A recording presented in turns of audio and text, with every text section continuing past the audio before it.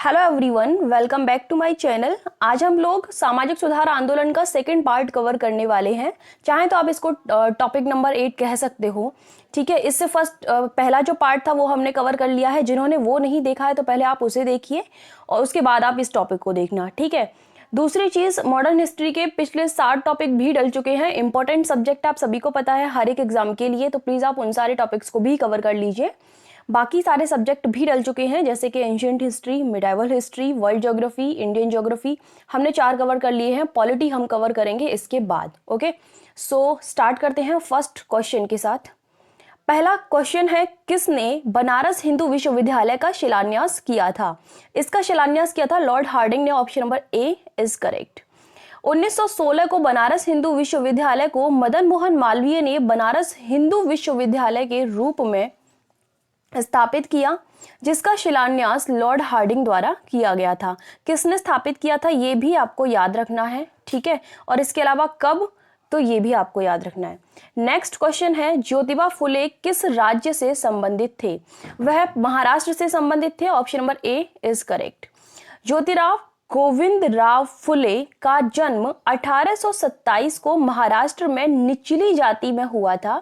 इनको महात्मा फुले और ज्योतिबा फुले के नाम से भी जाना जाता है। नेक्स्ट क्वेश्चन है, किसने सत्यशोधक समाज की स्थापना की थी? इसकी स्थापना ज्योतिबा फुले ने की थी। Option number C is correct. Jyotiba Phule ने 1872 में सत्यशोधक समाज की स्थापना की थी। ये प्लीज याद रखना, पूछा हुआ है। ये स्थापना की थी। ये ब्राह्मणों के घोर विरोधी थे तथा इन्होंने ब्राह्मण विरोधी आंदोलन भी चलाया था। ऐसे क्वेश्चन डायरेक्ट पूछ ले जाते हैं, ब्राह्मण विरोधी आंदोलन किसने चलाया था? ठीक है, या फिर स्टेटमेंट के रूप में पूछा जाएगा तो वहां आपको 2 स्टेटमेंट इस तरीके से वो दे देगा और कंफ्यूज कर देगा, तो वो, या फिर समर्थक थे इस तरीके से लिख देगा। तो ये चीजें आपको बहुत अच्छे तरीके से क्लियर होनी चाहिए। नेक्स्ट क्वेश्चन है, ज्योतिबा फुले को किसकी पदवी प्रदान की गई थी? तो उनको महात्मा की पदवी प्रदान की गई थी। Option number A is correct. ठीक है, ज्योतिबा फुले को निम्न जाति आंदोलन के लिए महात्मा की पदवी प्रदान की गई थी। नेक्स्ट क्वेश्चन है, किसने पुणे में बालिका विद्यालय की स्थापना की थी? ठीक है, तो इसकी स्थापना भी ज्योतिबा फुले ने की थी। Option number C is correct. 1851 में ज्योतिबा फुले अपनी पत्नी, जिनका नाम था सावित्रीबाई फुले, के साथ मिलकर पुणे में बालिका विद्यालय की स्थापना की थी। ठीक है, ज्योतिबा फुले ने, यहां पर ये होना चाहिए। ठीक है, नेक्स्ट क्वेश्चन है, डॉक्टर अंबेडकर का जन्म कब हुआ था? इनका जन्म हुआ था 1891 में। Option number C is correct. Doctor Ambedkar का जन्म 14 अप्रैल 1891 को मध्य प्रदेश के महू में हुआ था। वह इनकी मृत्यु की बात अगर करें तो 6 दिसंबर 1956 को इनकी मृत्यु हुई थी। नेक्स्ट क्वेश्चन है, भीमराव अंबेडकर ने अंतिम समय में किस धर्म को अपना लिया था? उन्होंने अंतिम समय में बौद्ध धर्म को अपना लिया था। Option number A is correct. Bhimrao Ambedkar ने अंतिम समय में बौद्ध धर्म को अपना लिया था। ये वैसे महार जाति से संबंधित थे। ठीक है, नेक्स्ट क्वेश्चन है, किसने अखिल भारतीय अनुसूचित जाति महासंघ की स्थापना की थी? तो इसकी स्थापना की थी भीमराव अंबेडकर ने। Option number A is correct. Bhimrao Ambedkar ने 1920 में अखिल भारतीय अनुसूचित जाति महासंघ, जिसको आप कह सकते हो all India depressed class federation, इसकी स्थापना उन्होंने की थी। नेक्स्ट क्वेश्चन है, किसने इंडिपेंडेंट लेबर पार्टी का गठन किया था? तो इसका गठन किया था डॉक्टर भीमराव अंबेडकर ने। Option number A is correct. Bhimrao Ambedkar ने मजदूरों के हित के लिए इंडिपेंडेंट लेबर पार्टी का गठन किया था। ये भी आपको याद रहना चाहिए कि किसके लिए किया था, उसके पीछे रीजन क्या था। नेक्स्ट क्वेश्चन है, डॉक्टर अंबेडकर ने बहिष्कृत हितकारिणी सभा का गठन कहां पर किया था? तो इसका गठन उन्होंने किया था बंबई में। Option number C is correct. Doctor Ambedkar ने 1924 में बहिष्कृत हितकारिणी सभा का गठन किया। कहां पर किया था? मुंबई में। ठीक है, वह बहिष्कृत भारत पत्रिका का प्रकाशन भी प्रारंभ किया था। तो अगर क्वेश्चन ये आता है कि बहिष्कृत भारत पत्रिका का प्रकाशन किसने शुरू किया था, तो ये भी आपको याद रहना चाहिए। और बहिष्कृत हितकारिणी सभा का गठन किसने किया था, ये भी आपको पता होना चाहिए। कहाँ किया था, कब किया था, ये भी आपको पता होना चाहिए। नेक्स्ट क्वेश्चन है, किस गवर्नर जनरल ने भारत में दास प्रथा को प्रतिबंधित किया? तो भारत में दास प्रथा को प्रतिबंधित जिसने किया था वह लॉर्ड एलन बरो थे। Means to say option number B is correct. Governor general lord Ellenborough ने 1843 में भारत में दास प्रथा को प्रतिबंधित किया था। नेक्स्ट क्वेश्चन है, निम्नलिखित में से किसने नरबली प्रथा को समाप्त किया? ठीक है, तो नरबली प्रथा को समाप्त किया था लॉर्ड हार्डिंग ने। Option number A is correct. नरबली प्रथा को लॉर्ड हार्डिंग प्रथम ने समाप्त किया था। नेक्स्ट क्वेश्चन है, निम्नलिखित में से किसने ठगी प्रथा का उन्मूलन किया था?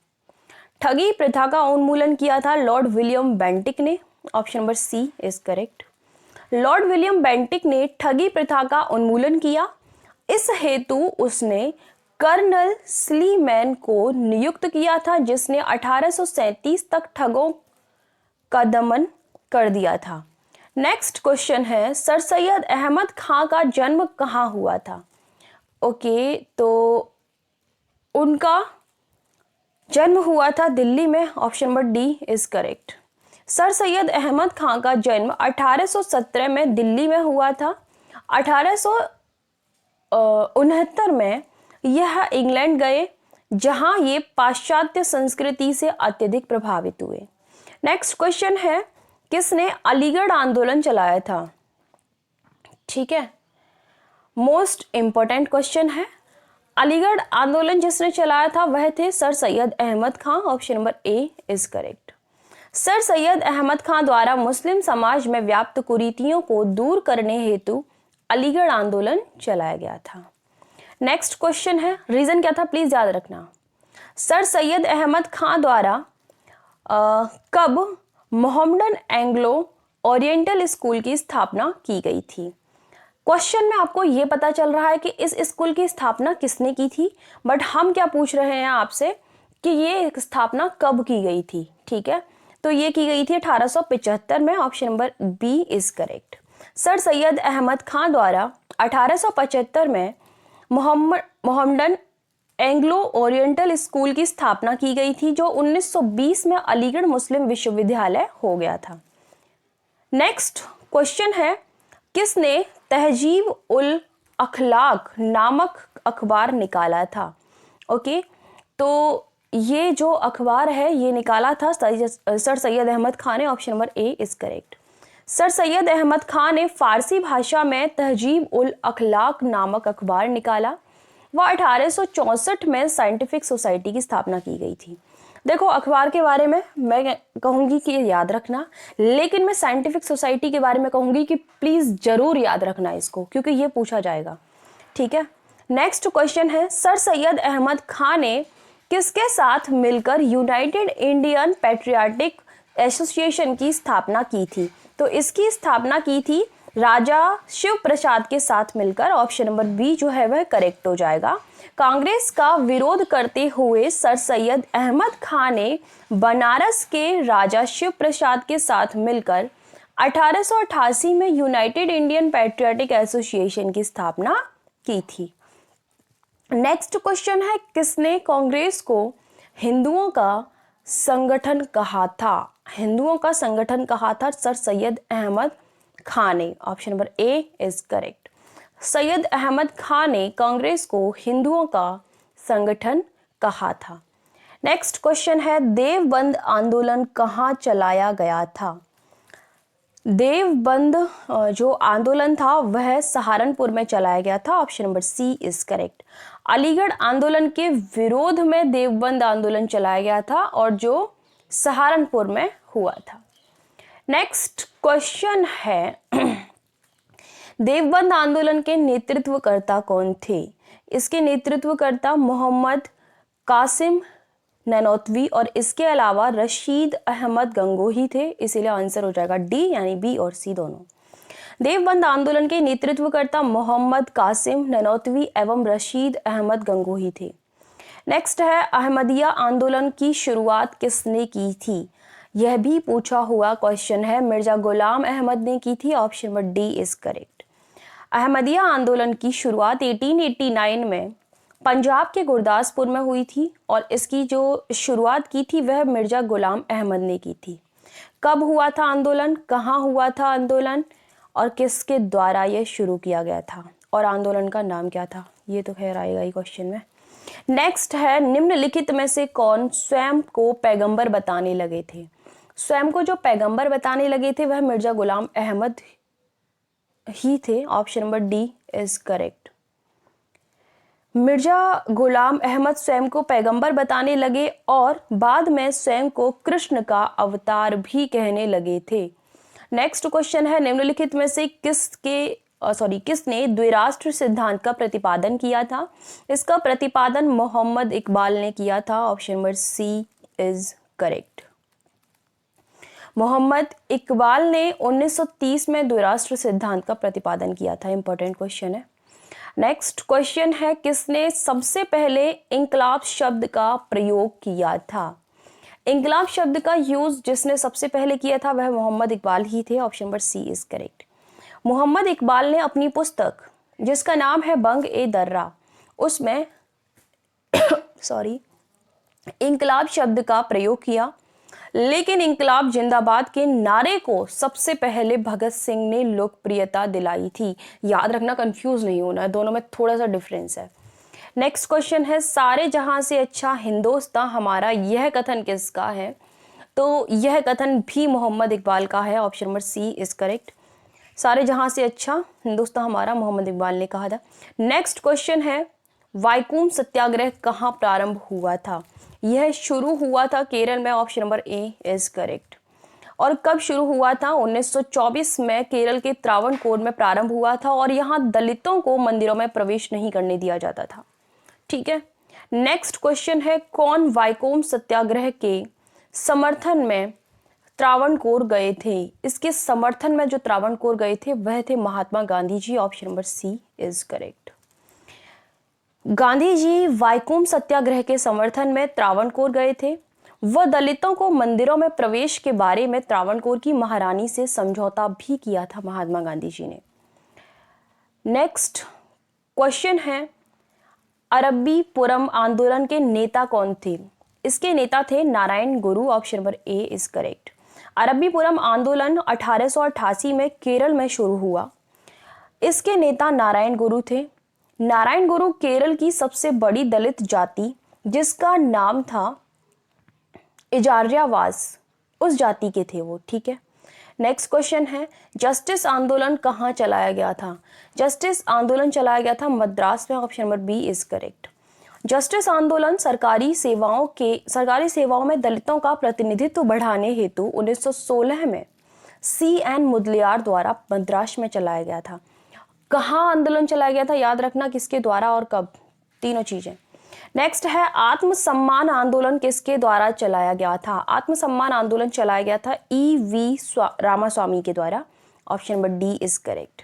आत्मसम्मान आंदोलन 1920 के दशक में E.V. रामास्वामी नायकर उर्फ पेरियार द्वारा चलाया गया था। यह दलितों के मंदिर में प्रवेश व उनके अधिकारों को दिलाने के उद्देश्य से चलाया गया था। नेक्स्ट क्वेश्चन है गुरु वायूर सत्याग्रह कहाँ हुआ था? यह जो सत्याग्रह हुआ था यह केरल में हुआ था, option number A is correct. Guruvayur Satyagraha 1931 में केरल के त्रावणकोर में हुआ था और यह भी दलितों के मंदिर में प्रवेश से संबंधित था। मतलब केरल में जितने कुछ ये सत्याग्रह हुए हैं वहाँ दलितों को मंदिरों में प्रवेश नहीं करने दिया जाता था, इसलिए ये सारे सत्याग्रह वहाँ पर हुए थे। नेक्स्ट क्वेश्चन है गुरुवायूर सत्याग्रह के नेता जिनका नाम है के केलप्पड़ ने किसके कहने पर अनशन तोड़ा था? तो उन्होंने महात्मा गांधी जी के कहने पर अनशन तोड़ा था, option number C is correct. Guruvayur Satyagraha के नेता जिनका नाम है के केलप्पड़ ने गांधी जी के कहने पर अनशन तोड़ा था।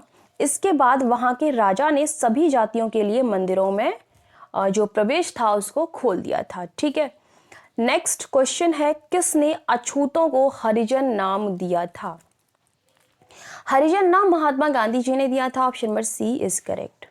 गांधी जी ने 1932 में अछूतों को हरिजन नाम दिया और इसके साथ में ही जो प्रश्न पूछा जाता है और पूछा जाएगा वो महत्वपूर्ण ये है कि 1932 में उन्होंने हरिजन सेवक संघ की स्थापना भी की थी। हरिजन सेवक संघ की स्थापना किसने की थी? महात्मा गांधी ने। कब की थी? 1932 में। ठीक है, हरिजन नाम किसने दिया था? महात्मा गांधी जी ने। किसको दिया था? अछूतों को दिया था। कब दिया था? 1932 में दिया था। हर चीज याद रखनी चाहिए। नेक्स्ट क्वेश्चन है, किस वर्ष गांधी जी के द्वारा all India depressed class association की स्थापना की गई थी? इसकी स्थापना की गई थी 1932 में। Option number A is correct. 1932 में गांधी जी के द्वारा, और कहां पर? बंबई में, all India depressed class association, जिसको आप कह सकते हो अखिल भारतीय अस्पृश्यता विरोधी लीग, इसकी स्थापना की थी। क्वेश्चन पूछा जा सकता है दोनों ही तरीके से, इसलिए हमने यहाँ पर दोनों नाम लिखे हैं। ये मत सोचना इंग्लिश में पूछा ही नहीं जाएगा, इंग्लिश में भी वो वर्ड वो टर्म पूरा लिखा हुआ आ सकता है। ठीक है, तो आपको हर एक टर्म को हर एक तरीके से याद करके जाना है। नेक्स्ट क्वेश्चन है, किसने हरिजन पत्रिका का प्रकाशन शुरू किया था? हरिजन पत्रिका का प्रकाशन भी महात्मा गांधी जी ने ही शुरू किया था। आंसर सी हो जाएगा। 1933 में यरवदा जेल से छूटने के बाद गांधी जी ने हरिजन पत्रिका का प्रकाशन शुरू किया था। याद रखना कब किया था? 1932 में सारी चीजें हुई हैं हरिजन से रिलेटेड, लेकिन ये 1933 में शुरू हुई है। 36 क्वेश्चंस थे जो कि कंप्लीट हो चुके हैं। पीडीएफ की अगर आप लोगों को नीड है तो उसका लिंक साइट का जो है वो हमारे डिस्क्रिप्शन बॉक्स में दे रखा है, वहाँ विजिट कीजिए। अगर वहाँ आप नहीं जाना चाहते हैं, आपको किसी और कोर्स से कोई मतलब ही नहीं है, आपको केवल इसी की पीडीएफ चाहिए, तो ये पूरी टेस्ट सीरीज की पीडीएफ कैसे मिलेगी? आपको इस नंबर पर सारी इन्फॉर्मेशन मिल जाएगी। आप इस पर कॉल या व्हाट्सएप कर सकते हैं। Okay, so thank you so much for watching my video. मिलते हैं नेक्स्ट वीडियो में, तब तक के लिए ख्याल रखिए आप अपना और दूसरों का भी।